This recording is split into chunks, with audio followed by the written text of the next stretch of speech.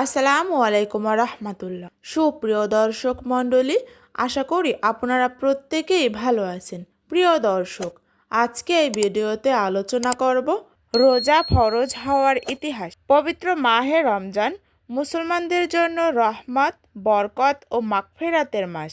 এই মাসে আল্লাহ তাআলা মুসলমানদের ওপর রোজা ফরজ করেছেন, যাতে তারা আত্মসংযম অর্জন করে এবং তাকওয়া লাভ করতে পারে।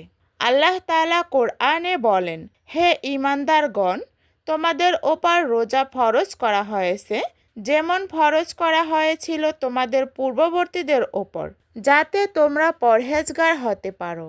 এই আয়াত থেকে বোঝা যায়, রোজা শুধু উম্মতে মুহাম্মাদীর জন্যই নয়, বরং পূর্ববর্তী নবীদের উম্মতের ওপরও বিভিন্নভাবে রোজা ফরজ ছিল। তাফসীর গ্রন্থগুলোতে উল্লেখ আছে যে আদম আলাইসাল্লাম থেকে শুরু করে বিভিন্ন যুগে রোজার বিধান ছিল। হজরত আদম আলাইসাল্লাম এর যুগে প্রতি মাসে 3টি রোজা রাখার বিধান ছিল। হজরত দাউদ আলাইসাল্লাম একদিন পর একদিন রোজা রাখত। হজরত মারিয়াম আলাইসাল্লাম এর ব্যাপারে কোরআনে উল্লেখ আছে যে তিনি নীরবতার রোজা পালন করেছিলেন। আল্লাহ তাআলা বলেন, আমি দয়াময়ের উদ্দেশ্যে রোজা রেখেছি, তাই আজ কারো সাথে কথা বলবো না। এ থেকেও বোঝা যায়, রোজা বিভিন্ন রূপে আগের উম্মতের মধ্যে প্রচলিত ছিল। ইসলামের শুরুতে রোজা।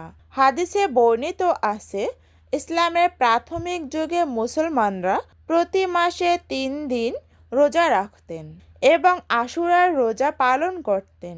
হজরত আয়েশা রাদিয়াল্লাহু থেকে বর্ণিত, রাসূল সাল্লাল্লাহু আলাইহি সাল্লাম মদিনায় আগমনের পর আশুরার রোজা পালন করতেন এবং সাহাবীদেরও তা পালনের নির্দেশ দিতেন। পরে যখন রমজানের রোজা ফরজ করা হয়, তখন আশুরার রোজা নফলে পরিণত হয়।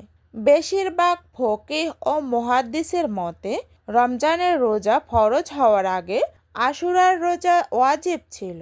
রমজানের রোজা ফরজ হওয়ার সময় ঐতিহাসিকদের মতে হিজরি 2য় সালে রমজানের রোজা ফরজ করা হয়।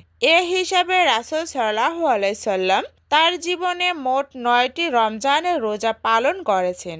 আরও বর্ণিত আছে যে হিজরি 2য় সনের শাবান মাসে রোজা ফরজের বিধান নাজিল হয়। প্রথম দিকে রোজা রাখার বিধান।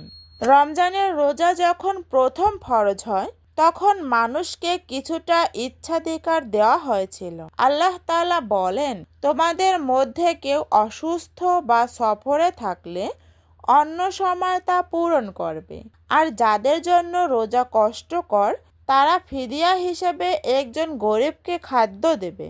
অর্থাৎ তখন রোজা রাখা অথবা ফিদিয়া দেওয়ার সুযোগ ছিল। পরবর্তীতে রোজা বাধ্যতামূলক হয়। এরপর আল্লাহ তাআলা স্পষ্টভাবে নির্দেশ দেন, রমজান মাস, যাতে কোরআন নাজিল করা হয়েছে, সুতরাং তোমাদের মধ্যে যে এই মাসে পাবে সে যেন অবশ্যই রোজা পালন করে।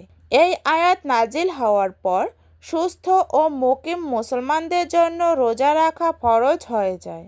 রোজার সময় নির্ধারণ। প্রথম দিকে রাতে ঘুমিয়ে পড়ার আগ পর্যন্ত খাওয়া দাওয়ার অনুমতি ছিল, কিন্তু কেউ ঘুমিয়ে পড়লে এরপর আর কিছু খাওয়া বা পান করা যেত না।